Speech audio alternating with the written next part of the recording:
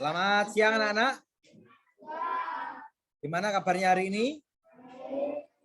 Ya, kali ini kita sudah memasuki pada pembelajaran ke-5. Ya. Pembelajaran ke-5.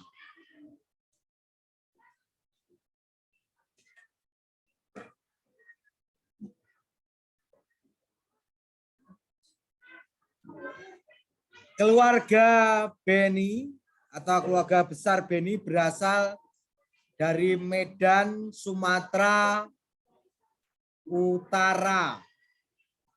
Namun ayah dan ibu Beni merantau dan menetap di Jakarta. Merantau itu apa, Nana? Ya, berpergian ke suatu tempat, ya, untuk biasanya mencari kerja. Ada juga paman Beni yang merantau ke Jambi. Paman Beni bernama Tagor. Tahukah kamu Pulau Sumatera? Pada peta Pulau Sumatera itu di ujung barat.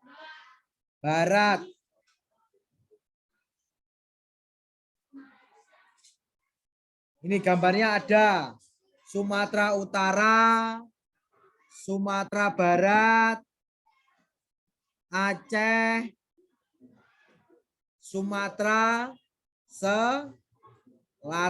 Itu gambarnya. Tahu peta anak-anak? Peta. Ya.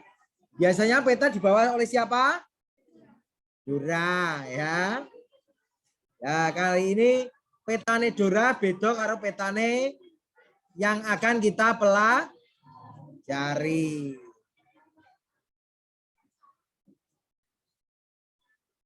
Lingkari letak tempat tinggal Paman Tagor di Jambi. Jambi ndi yo nggone? Terlihat ini loh Jambi ya. Ini jajal tak pakai tanda, ya, kita kasih tanda.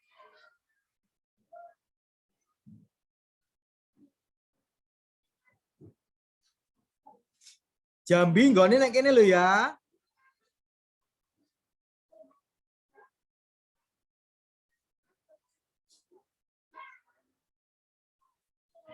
Sudah?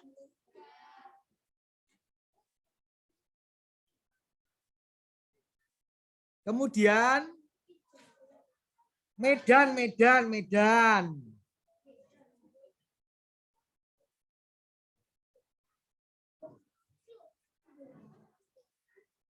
Kita tandai Medan ini nggone nek ndi? Ini ya. Medan di situ.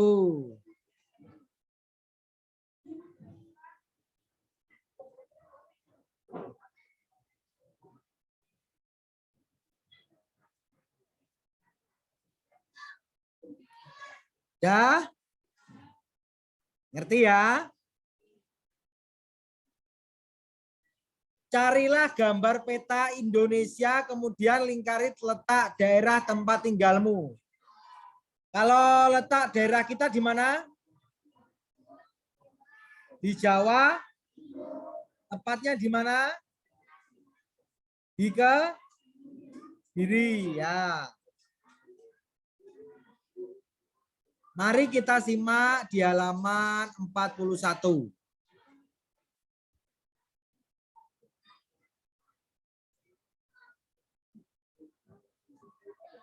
Beni dan keluarga mengunjungi Paman Tagor.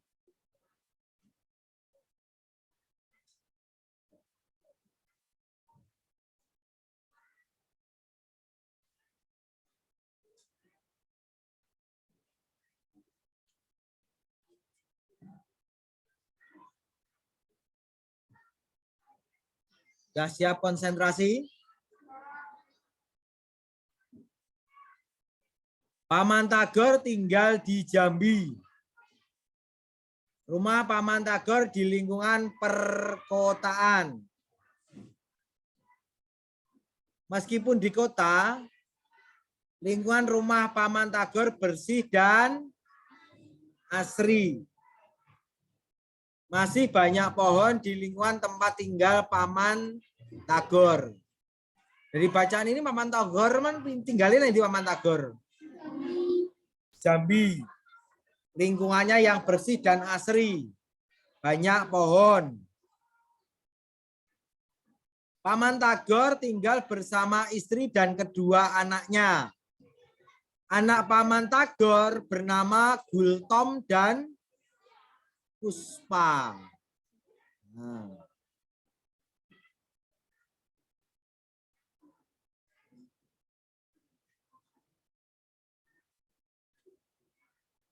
Ayo berlatih. Amati gambar di atas. Identifikasilah keragaman karakteristik individu pada gambar di atas. Tuliskan hasil pada kolom berikut. Pada pembelajaran sebelumnya, kamu telah mempelajari tentang keragaman karakteristik individu. Kamu telah mempelajari karakteristik individu yang berupa keragaman fisik dan keragaman kegemaran di lingkungan keluarga. Sekarang masih kita pelajari keragaman sifat individu. Apa saja sifat individu yang telah kamu ketahui? Amatilah gambar-gambar berikut.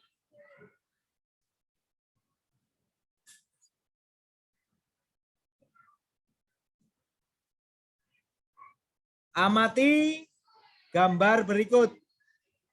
Identifikasilah keragaman sifat individu berdasarkan gambar berikut.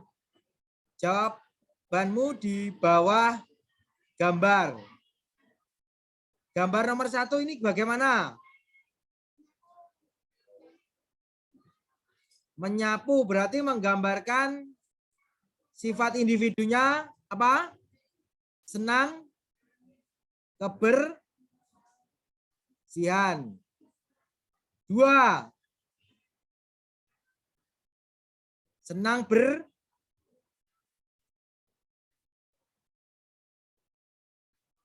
senang apa? Bermain, ya. Atau rumahnya berantakan. 3. Lihat ini, gara-gara kamu mainan jangan kakak jadi rusak. Berarti individunya suka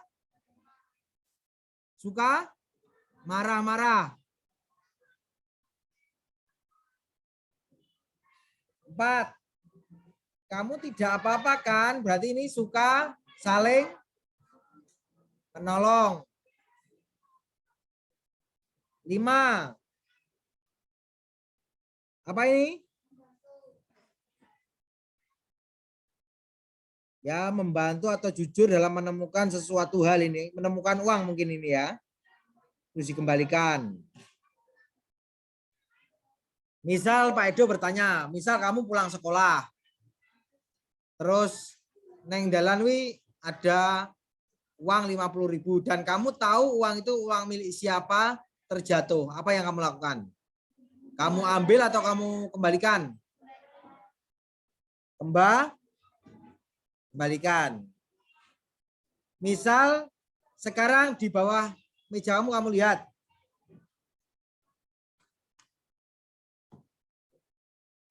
Banyak sampah apa enggak? Ada sampahnya enggak? Kalau bersih berarti kamu suka kebersihan. Kalau kotor berarti kamu tidak suka tentang kebersihan. Kamu amati saja nanti waktu pulang sekolah. Pas sudah di rumah kamu amati. Kamu pasti semua punya meja belajar. Meja ruang tamu. Meja tulis. Kamu amati. Kalau meja kamu berserakan berarti kamu tidak suka akan kebersihan atau kerapian. Kalau meja kamu pulang kamu lihat tertata rapi, berarti kamu suka akan kerapian.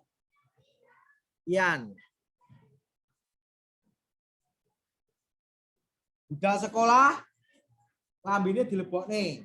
Misal dilebokne. Kok sekolahan sabuke atau kenduk lambine metu. Rapi apa tidak? Itu bisa dilihat dari keragaman individu.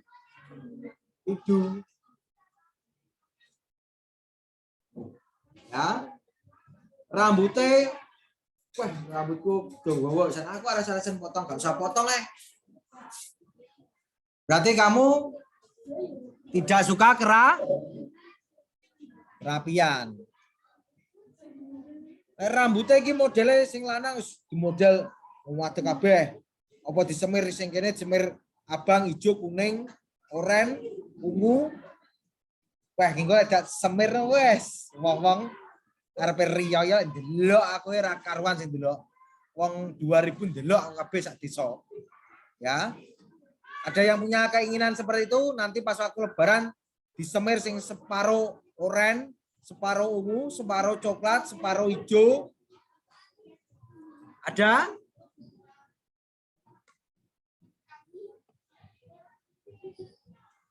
Kalau kita rambutnya hitam, ya wis bersyukur rambutnya hitam, ditoto sing rapi. Lek sing wedok lek rambutnya anu ya dikuncret sing rapi. Ya. Bisa dimengerti pesan dari saya? Oh, samarku yang putri, peh aku kudungan sekolah tak somir rupane abang geni. Ya. Sing kene kok rodok genine rodok mencorong. Ya. Beh didelok wong sak desa, ya. Oleh metu dikudungi ae, ya. Itu juga membuang-buang lek enake modele ngene iki ya wis dirapi, ditata ben api piye. Ben ganteng kayak Pak Edo ini piye, ya. Taklem dhewe ya saya ya. Ya, kita kembali ke halaman 43.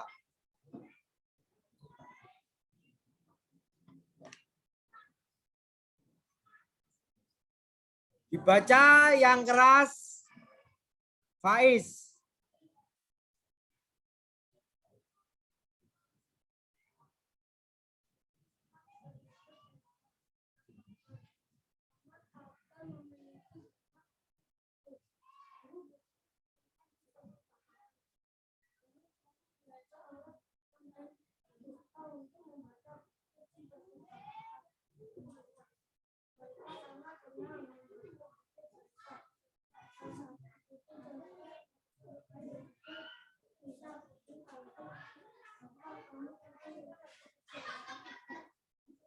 Ya, sekarang membaca judulnya apa?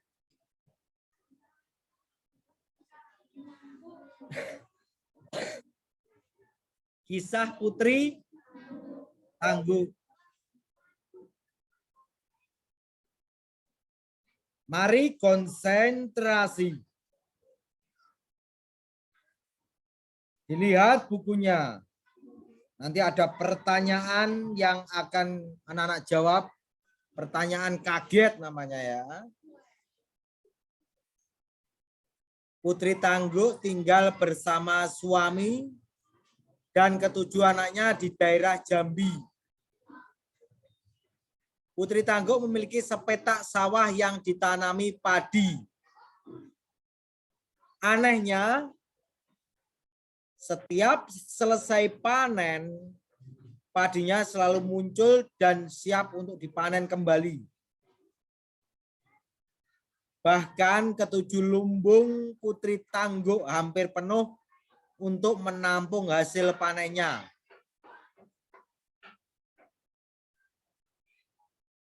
Saat panen terakhir,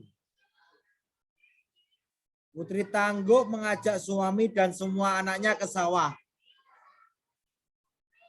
Mereka memasukkan hasil panen ke gerobak. Panen sudah selesai. Sepertinya persediaan padi kita cukup untuk beberapa bulan, kata Putri Tangguh. Kemudian mereka mendorong gerobak bersama-sama. Di tengah perjalanan Putri Tangguh jatuh terpeleset. Aduh, teriak Putri Tangguh. Hati-hati, Bu. Semalam hujan deras, jalannya menjadi licin, kata suami Putri Tangguh sambil membantu berdiri.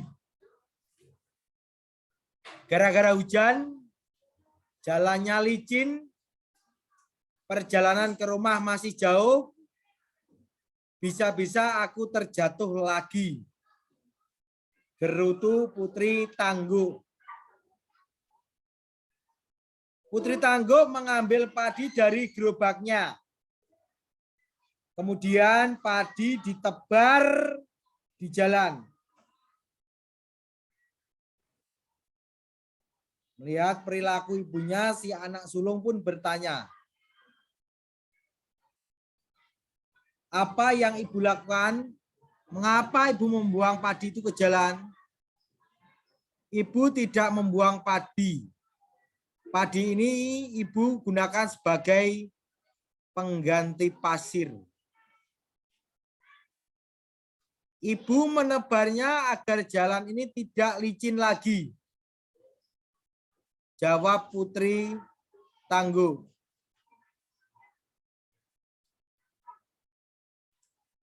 Istriku, bukankah padi itu untuk kita makan? Tidak baik rasanya jika membuang-buang makanan. Nasihat suami Putri Tangguh. Putri Tangguh tidak mengindahkan nasihat suaminya. Bahkan Putri Tangguh membantahnya.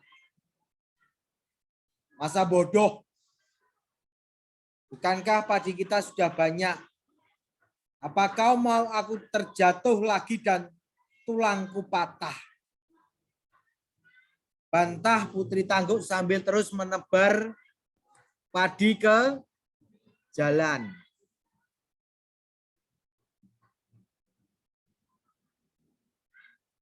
Setelah panen terakhir, Putri Tangguh tidak pernah kembali ke sawah.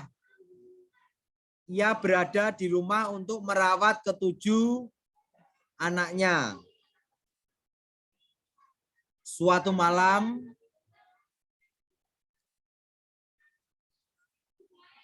anak bungsu Putri Tangguh merengek karena kelaparan.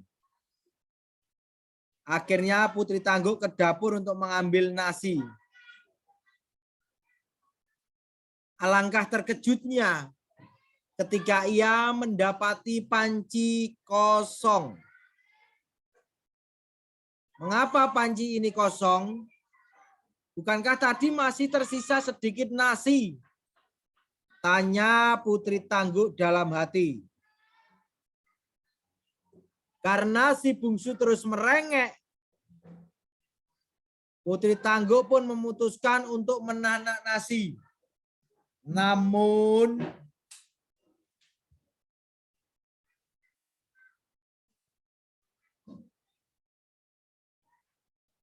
Putri Tangguh kembali terkejut ketika mendapati beras yang ia simpan dalam kaleng juga menghilang.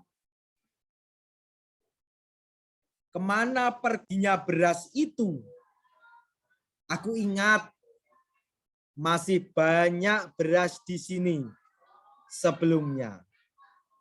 Jangan-jangan ada orang yang mencurinya, kata Putri Tangguh. Kemudian Putri Tangguh membujuk anak bungsunya untuk tidur. Besok ia berencana untuk menumbuk padi yang disimpan di lumbungnya.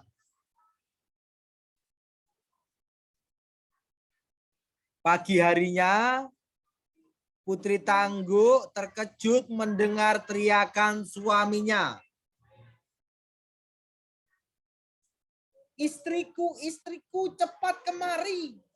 Misalnya seperti itu. Teriak suami Putri Tangguh. Putri Tangguh segera berlari menemui suaminya. Ia menghampiri suaminya yang berada di depan pintu rubung.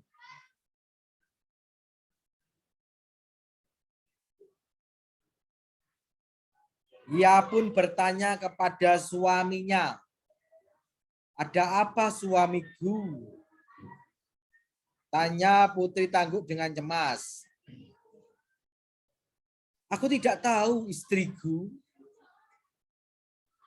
Lumbung ini sudah kosong saat aku membukanya," jawab suami Putri Tangguh. Putri Tangguh dan suaminya bergegas memeriksa lumbung yang lain. Betapa terkejutnya mereka ketika mendapati ketujuh lumbungnya telah kosong. Putri Tangguh pun menangis. "Apa yang terjadi padaku? Tadi malam nasi dan beras hilang. Sekarang padi di lumbung pun juga ikut menghilang," jerit Putri Tangguh.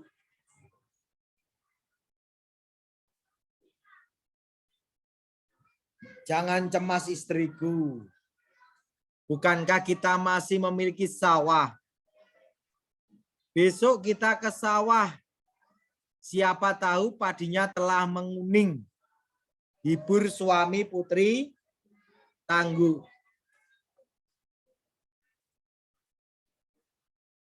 Keesokan paginya,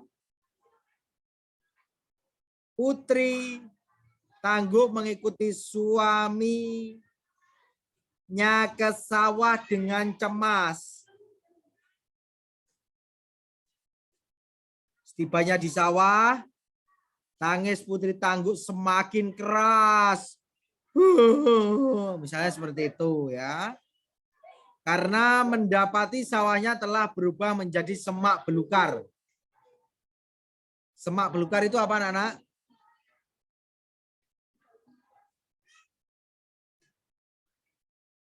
Semak belukar itu apa?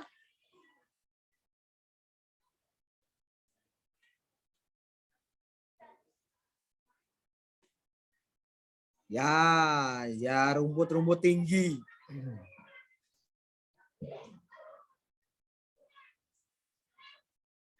Putri Tangguh menangis seharian. Sedino blek, nangis. Tapi heran saya, seharian nangis, apakah air matanya nggak habis ya? Bahkan ia tidak mau pulang dan menunggu sawahnya hingga tertidur. Berarti dia tidur di sawah.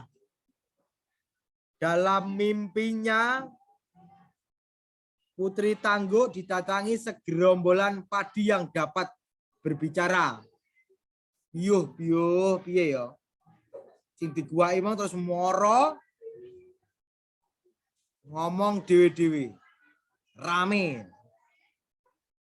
"Hei Putri Tangguh, inilah buah dari kesombonganmu. Masih ingatkah engkau ketika membuang kami ke jalan?" Tanya padi-padi itu.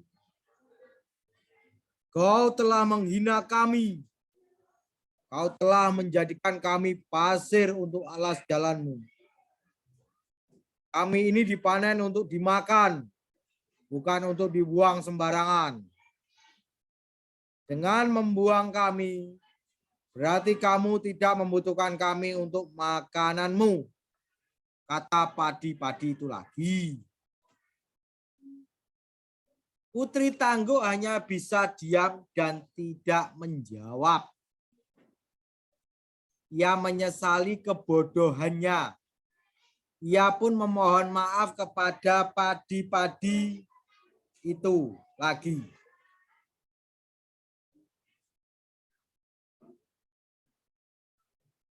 "Tak bisakah kalian memaafkanku? Aku telah menyesali perbuatanku," kata Putri Tangguh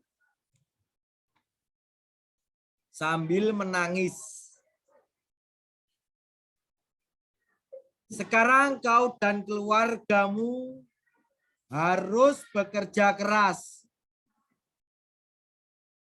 Bersihkan sawah ini. Bajaklah lalu tanamlah kami kembali. Setelah 3 bulan, barulah kalian dapat memanen kami kembali. Jawab padi-padi itu. Ketika Putri Tangguh ingin menjawab, ia tersentak bangun dari tidurnya. Putri Tangguh pun kembali pulang, kemudian ia menceritakan mimpinya kepada suaminya. Keesokan harinya, keluarga Putri Tangguh bergotong royong membersihkan sawah dan menanam padi. Ia dan keluarganya merawat sawah dan menjaga padinya dengan baik. Mereka menunggu dengan sabar sehingga padi yang mereka tanam siap dipanen. Putri Tangguh juga berjanji tidak akan menyia-nyiakan sebutir padi pun hasil panen dari sawahnya.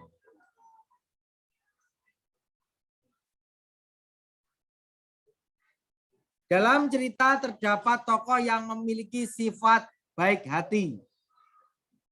Tokoh seperti itu disebut prota. Yang baik hati namanya prota. Ada pula tokoh yang memiliki sifat jahat. Tokoh sifat jahat disebut. Tahukah kamu siapa tokoh protagonis dan tokoh antagonis pada cerita di atas? Ayo lakukan kegiatan berikut.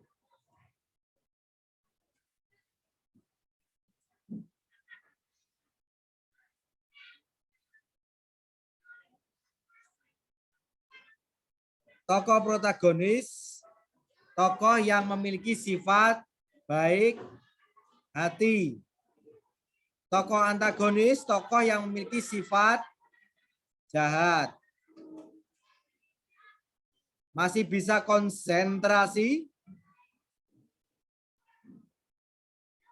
Nanti pertanyaannya ditulis. Kita kasih tanda. Apa jenis cerita fiksi berjudul Kisah Putri Tangguh? 2. Siapa tokoh dalam cerita berjudul Kisah Putri Tangguh?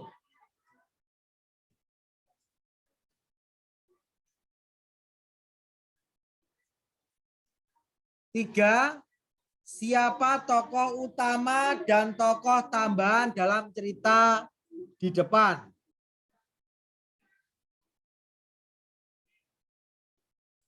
Siapakah tokoh protagonis dalam cerita di depan? Protagonis itu tokoh yang bersifat apa? 5. Siapa tokoh antagonis dalam cerita di depan? Antagonis itu apa? Sifat jahat. Itu tugasnya 5, ditulis soalnya ya. Anak-anak, tadi bacaan yang kita perhatikan, kita simak, itu ceritanya bersifat tentang apa? Sifatnya biar manusia yang ada cerita itu. Apa? Kesom. DE itu wis soge kaya raya. Laisoi padine disebar digedheki liwat. Ya.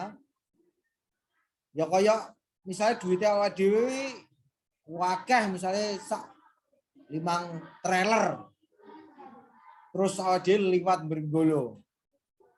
Duitnya tak sebar. Tak giliwat. Dengan berjalannya waktu, suatu saat kita bisa seperti apa yang ada dalam cerita. Duit entek, kekurangan. Karena sifat dari kesombongan kita. Misalnya saya berdiri yang gini, aku loh paling sehat, paling kuat di Wisa Indonesia. Itu kan saya termasuk sombong. Delalah karo malaikat di rumah nih, ya. Apa yang terjadi kan kita nggak tahu, karena kita tidak boleh bersifat sombong. Paham? Aku sugih gak aku karo kancanan awakmu gak duwe kok. Gak oleh ya. Tidak. Semoga apa yang ada di kelas ini terjauh dari sifat-sifat kesombongan diri, ya. Sini semua muslim. Kalau muslim kita selalu menindakkan sholat 5 waktu, ya. Dan berdoa, bersyukur kita masih diberi nafas untuk berdoa, bergerak, belajar, ya. Kalau kita diberi umur, alangkah baiknya kita buat untuk berbuat Tage nyolong oleh ora. Tage membunuh orang oleh ora. Misalnya pas pogel nawesu enake lading. Ya. Boleh apa tidak? Agar kita selalu diberi kesabaran, kita sholat 5 waktu. Lek menggung sholat subuh, sholat duhur. Ya. Bisa dimengerti? Saat membaca buku di perpustakaan rumah, Gultom dan Puspa bercerita kepada Benny. Mereka menceritakan tentang kebiasaan ayah mereka, Paman Tagor. Dulu suka menggendong Gultom dan Puspa sambil menyanyikan lagu yang dinyanyikan Paman Tagor berjudul Injit-Injit Semut. Lagu tersebut merupakan lagu dari Jambi. Tahukah kalian lagu tersebut? Tahu? Tahu atau tidak? Lagu Injit-Injit Semut. Ya, nih, temponya agak cepat. Ya. Mari kita simak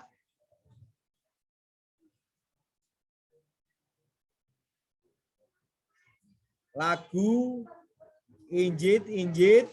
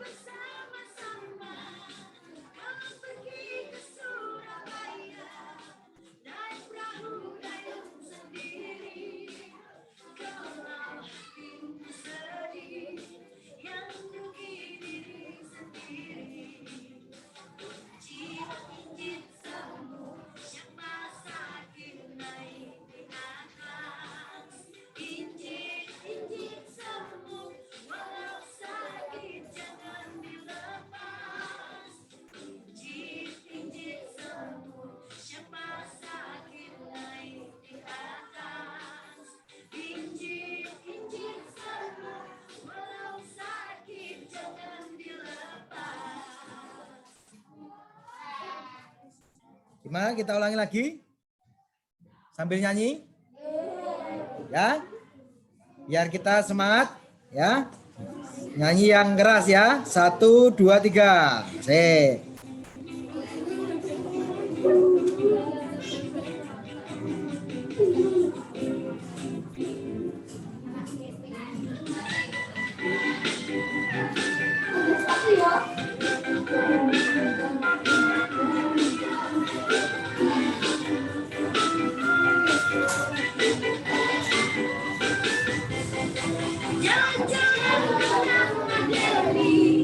Sungguh indah mata manusia, kawan jangan bersedih, mari nyanyi bersama-sama.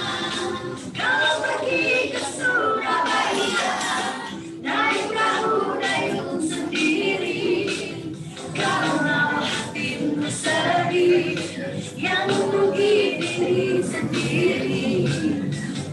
Injit semut, siapa sakit naik di atas. Injit semut, walau sakit jangan dilepas. Injit semut, siapa sakit naik di atas. Injit semut, walau sakit jangan dilepas. Jangan ke Taman Deli, sungguh indah tempat tamasya. Kawan jangan bersedih, mari nyanyi bersama-sama. Kalau pergi ke Surabaya, naik perahu dayung sendiri. Kalau hatimu sedih, yang rugi diri sendiri. Ayo yang semangat semuanya. Injit semut, siapa sakit naik di atas. Injit semut, walau sakit jangan dilepas. Injit semut, siapa sakit naik di atas. Injit semut, walau sakit jangan dilepas.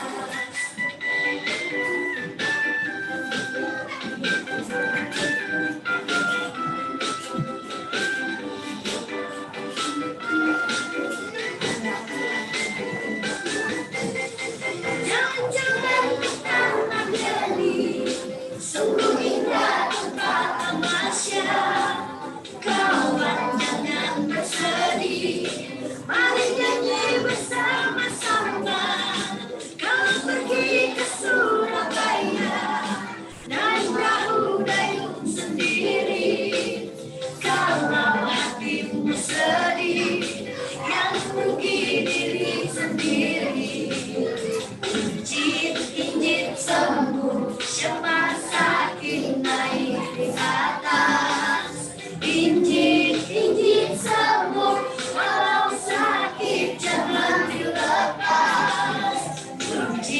Injit semut, siapa sakit naik di atas. Injit semut, walau sakit jangan dilepas. Jangan ke Taman Deli, sungguh indah tempat tamasya. Kawan jangan bersedih, mari nyanyi bersama-sama. Kalau pergi ke Surabaya, naik perahu dayung sendiri. Kalau hatimu sedih, yang rugi diri sendiri. Injit semut, siapa sakit naik di atas. Injit semut, walau sakit jangan dilepas. Injit semut, siapa sakit naik di atas. Injit semut, walau sakit jangan dilepas. Ya, tepuk tangan dulu semuanya. Senang anak-anak, senang? Nah, ya kok diulangi lagi ya nyanyinya ya. Nah, mari kita lanjut dulu.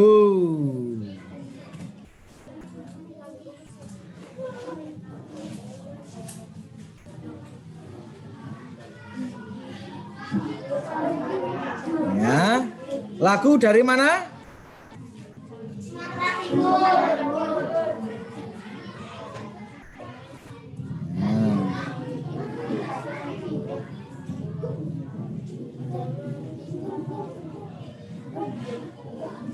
Injit-injit semut, siapa sakit naik di atas. Ya.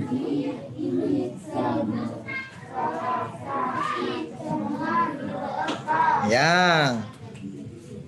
Mari kita pelajari lagi. Bernyanyi dengan baik membutuhkan teknik seperti intonasi dan tempo. Ya. Kalau kita nyanyinya suaranya biar bagus, kita harus berlatih injit-injit semut, ya.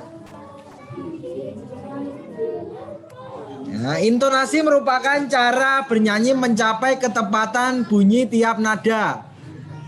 Bunyi nada yang tepat akan menghasilkan suara yang tidak sumbang dan enak didengar. Untuk mendapatkan intonasi yang baik, kamu dapat menyanyikan nada-nada seperti berikut secara berulang tanpa mengandalkan otot-otot leher dan berteriak. Berarti teriak tuh emang. Ya. Kan teriak kan tidak enak didengar ya. Nada-nada tersebut dapat nyanyi dengan tempo lambat, sedang, dan cepat. Kecepatan lagu diukur dengan alat pengukur yang disebut metronome Maelzel atau disingkat MM.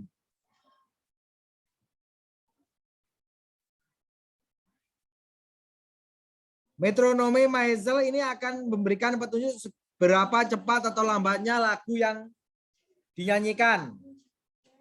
Sebagai contoh lagu Timang-timang anakku sayang ditulis dengan tempo A dan T, ya. Kecepatan tempo A dan T 72 sampai 76 mm. Artinya lagu harus dinyanyikan dengan kecepatan 72 sampai 76 ketukan tepat dalam waktu 1 menit. MM 72 sampai 76 termasuk tempo sedang. Tempo lagu dikelompokkan menjadi 3, yaitu tempo lambat. Contoh lento itu lambat 56 sampai 58 mm. Tempo sedang, contoh Adante seperti orang berjalan 72 sampai 76 mm. Tempo cepat atau alergo, cepat hidup dan riang, ya, tuh. Amatilah lagu Injit-injit semut. Identifikasi tinggi rendah nada dari notasi angka lagu di depan. Apa yang kamu temukan? Buatlah garis melodi pada syair yang kamu tulis. Ya, kamu membuat garis melodi pada syair yang kamu tulis. Tuh.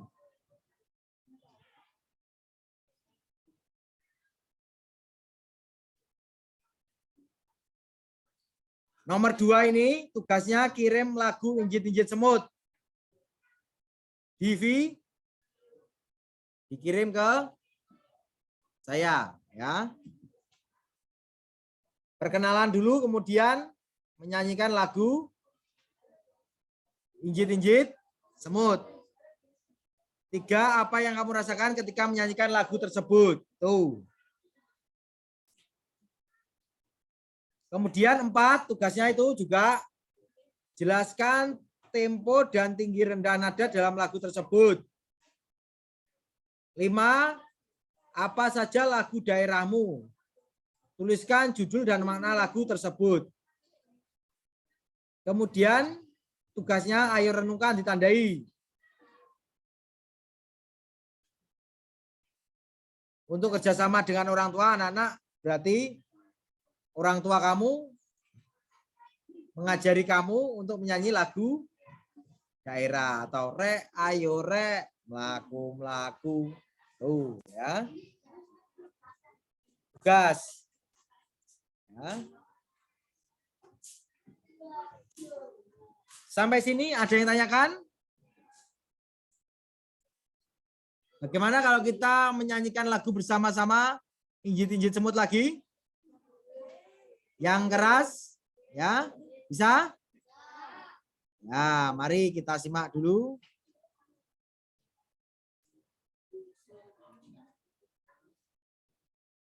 Menyanyikan dengan nada yang tepat, jangan berteriak, ya.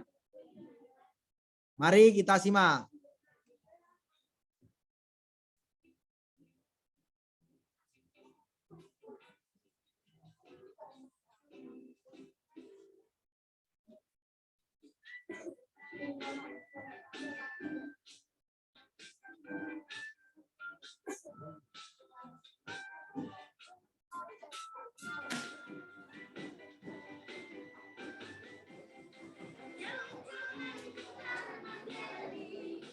Sungguh indah tempat tamasya, kawan jangan bersedih, mari nyanyi bersama-sama.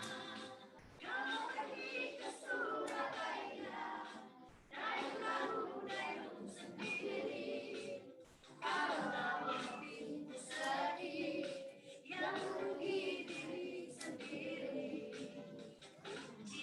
Injit sembuh, siapa sakit naik di atas. Injit sembuh, walau sakit jangan dilepas. Injit sembuh, siapa sakit naik di atas.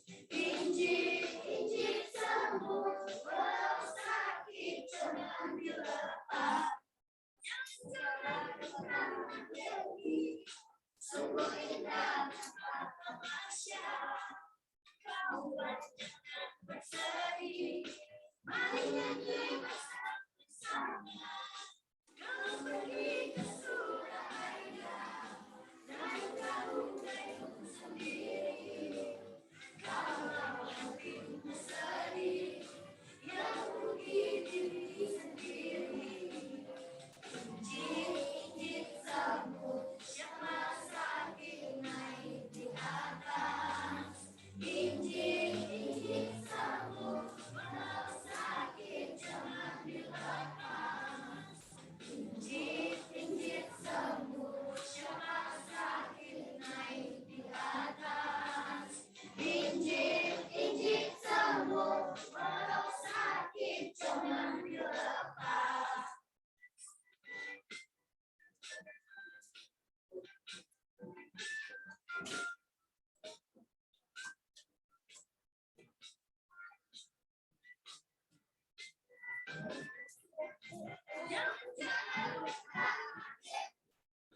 Sungguh indah tempat tamasya, kawan jangan bersedih, mari nyanyi bersama.